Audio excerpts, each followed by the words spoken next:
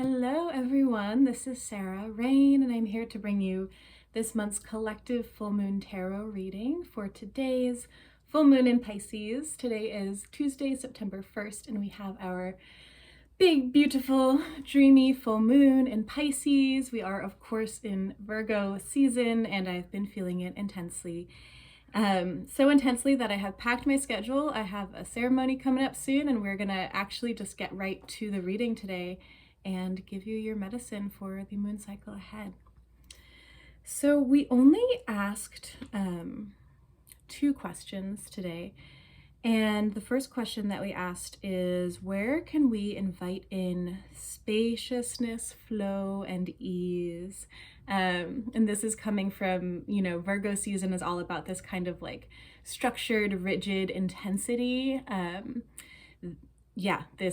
This kind of doing and making and existing and producing and being correct and making sense and all this kind of stuff. And Pisces is kind of these like spacious, expansive, dreamy, impossible, but yet still believing in the impossible energy. And so, the lunation today, the moon today, the feeling of the astrology is very much, for me, it's been very much about how can I make space for myself, make space for what I need, what my body needs, what my spirit and soul needs, while still, maintaining the structures and the responsibilities that I have in my life, so I can, still be the person I want to be, still do the things I want to do, and but how can there be spaciousness there? And so that's our question: where can we invite in spaciousness, flow, and ease? And the answer we got is 7 of Earth, aka 7 of Pentacles. And this is the Vision Quest tarot deck. It's a Native American medicine deck of tarot. And the word we have here is depletion, along with 7 of Earth. And so we see there's an image. It looks like these, kind of flowers, these sunflowers that are, past their prime, they're dead. There's a crow kind of eating from them. And you can tell that, there's no life left here. And so this is coming up in where can we invite in spaciousness? And so the answer that I got here is to actually think about how we're working, how much we're taking on, and see if we can actually stop ourselves, realize where the limit is, where the threshold is of where we get depleted, where we're taking on too much, where we're putting out too much of our life force energy and just totally draining ourselves. So, some suggestions here, some methods here for not getting depleted is to, invite in buffer room into your schedule, like make actual space between things. That way, if, things are running behind, or if something unexpected comes up, or if an emergency comes up, it isn't the end of the world. Because if you have everything really tightly locked together and tightly stacked together, and if you're optimizing all of your time, all of the time, if any one thing goes wrong in that chain reaction, it's just gonna, it'll be like a domino effect, and it will kind of fuck a lot of things up. So the answer to that is to be proactive. And before you get to that space of being overwhelmed, before you get to that space of one thing taking too long and, causing all your other things to go past deadline or whatnot, actually anticipating that and building in buffer room. And this is, not only from a practical standpoint of like anything could happen, but this is also from an energetic standpoint of things are harder right now. We all have this emotional toll and this emotional burden of having been living in crisis mode for the last 6 months. And it's really real. It's really real on our nervous system. It's really real on our bodies, our brains, our spirits. So we're really all feeling this. So it's totally, I think, normal to anticipate that something might take you longer than it would in a non-pandemic time, in a non-social unrest time, in a non-crazy election time.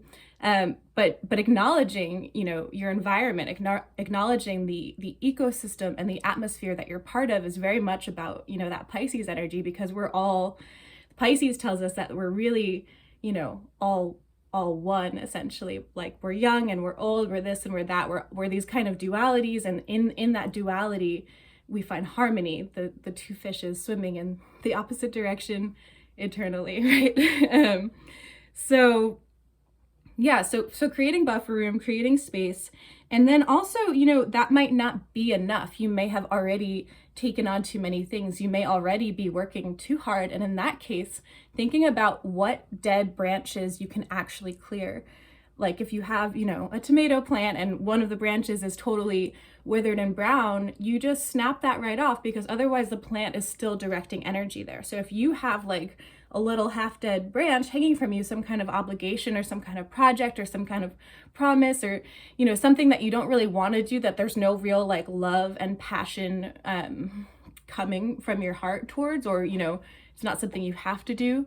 If you have that, and if you're still feeding energy towards that, you have an energetic link to that thing and to that obligation. So coming back into that Virgo perspective, it's time to like get really clear on like what isn't worth my time, what isn't worth my energy, or what maybe used to be worth my energy, but maybe I'm a new person now. Maybe it's a new season now. Maybe there's no more space for this because, I have to make space for my spaciousness. I have to make space for making sure that I don't get burnt out.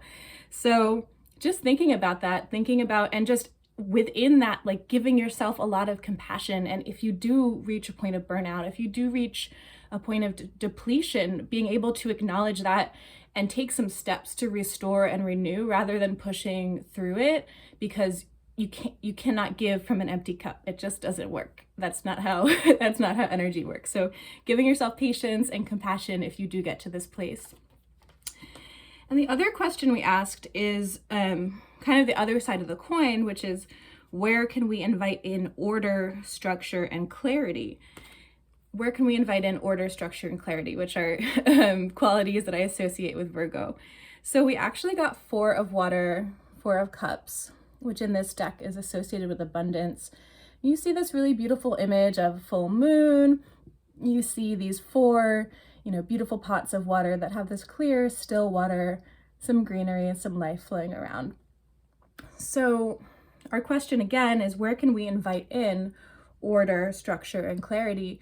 And so what this is telling me is that we are actually invited to structure time for stillness. We are invited to structure time for self-care. We are invited to structure time to refill our cups again, so that we can give, so that we can be joyous, so that we can love, and so that we can be generous. But first, being generous from a place of abundance, being generous from a place of fullness. And I mean that, spiritually and energetically, not necessarily related to money. So we're being invited to structure stillness. And the image that came to mind of this is that of like, one of these pots or a rain barrel, that it just collects water, it collects nourishment, it collects, life force energy, just by merit of simply being there, of being still and being open to receiving it. And in doing so, it builds up its stores. And, the rain barrel is what you go to when the droughts are on, when you have no more water coming down from the sky, you go to your water in storage. And that's what we want to do, is make sure that we have those reserves ready for those times when, we might be feeling a drought, we might not have time to practice. So kind of building up our reserves of spiritual energy. And so this is basically 2 sides of the same coin. It's saying, when you're feeling crunchy, stuck, overwhelmed, invite in spaciousness, snap off the dead branches, make sure that your energy is being used well and towards things that really are important to you, and not, towards something that you feel obligated, or like someone might be disappointed if you, changed your mind about something, or, decided to let go of a responsibility. And it's saying that in order to kind of help facilitate this, you are invited to structure your self-care to make sure that there's time when you're feeling your well, time when you're with spirit, time when you're in nature, time when your body is completely still and your mind can heal and can relax and can return to a place of oneness with spirit, and can return to this place of gratitude and abundance and love, which is your true essence. So those are our cards. And then this other card, literally, I don't know where it came from, but it also appeared, so I wanted to share it. It's Daughter of Air in reverse. So this is the equivalent of Page of Swords in reverse. And yeah, this wasn't even from a question. So she is just telling us again, just reminding us to slow down, reminding us that we don't have to say yes to everything, reminding us that we don't have to prove anything to anyone, and that we are, capable and intelligent. And so, yeah, just so incredibly capable that we don't need to prove that to anyone. We don't need to take on additional things or, unnecessary stresses if we don't actually have the space for it, and to actually just like take the time to consider, not only in your mind, but also to consider in your body and your spirit and your intuition before taking on new things, if it's actually something that you should be taking on. All right, so that is our medicine for today. For once, we did it short and sweet. If this is your first time joining, this is a full moon tarot reading for the collective. So that means it's for you, it's for me, it's for anyone watching. And I always release these first on my Patreon. So if you're curious about that, I'd love to have you join. And if you have any questions or comments, if you loved it or didn't love it, please let me know in the comments below. All right, take care of yourselves. Bye.